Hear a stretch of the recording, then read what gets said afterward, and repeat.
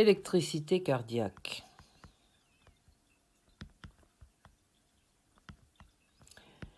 Le cœur est un organe autonomiste. En effet,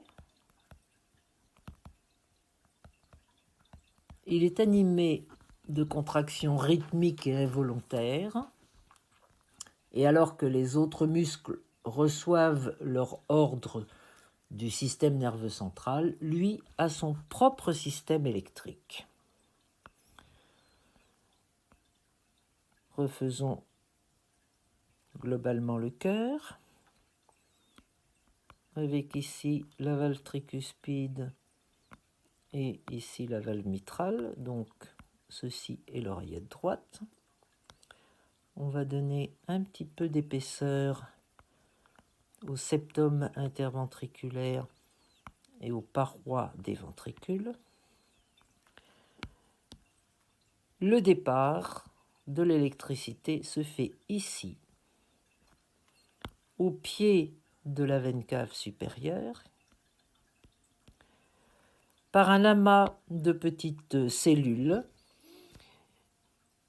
qui réalisent le nœud sinusal qui va envoyer un courant électrique faible, inférieur à 1 millivolt, et qui va l'envoyer d'abord à travers l'oreillette, provoquant la contraction de cette oreillette. Ensuite,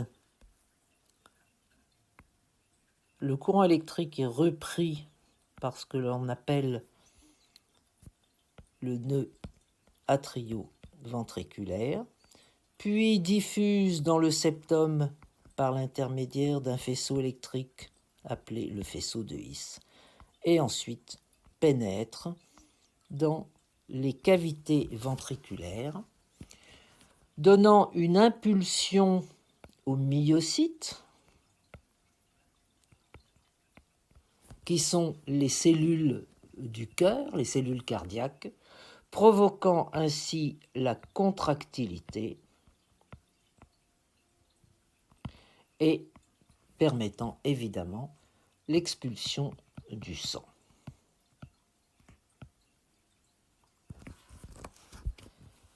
C'est l'allemand Einthoven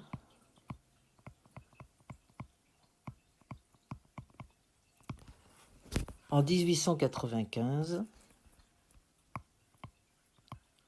qui a décrit l'électrocardiogramme tel que nous le connaissons aujourd'hui et que je vous dessine très simplement.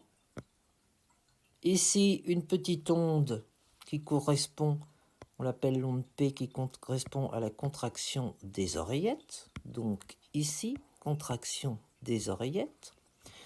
Ensuite, le courant est transmis au ventricule qui se contracte, et c'est le segment 2 avec cette onde que l'on appelle l'onde QRS qui témoigne de la contraction du muscle ventriculaire, et enfin une phase de repos que l'on appelle la repolarisation. Cet électrocardiogramme est effectivement extrêmement utile en cardiologie. Il va permettre de repérer des troubles du rythme cardiaque et de la conduction au niveau du système électrique du cœur. Il permet de repérer les souffrances myocardiques, c'est ce qu'on appelle l'ischémie et l'infarctus.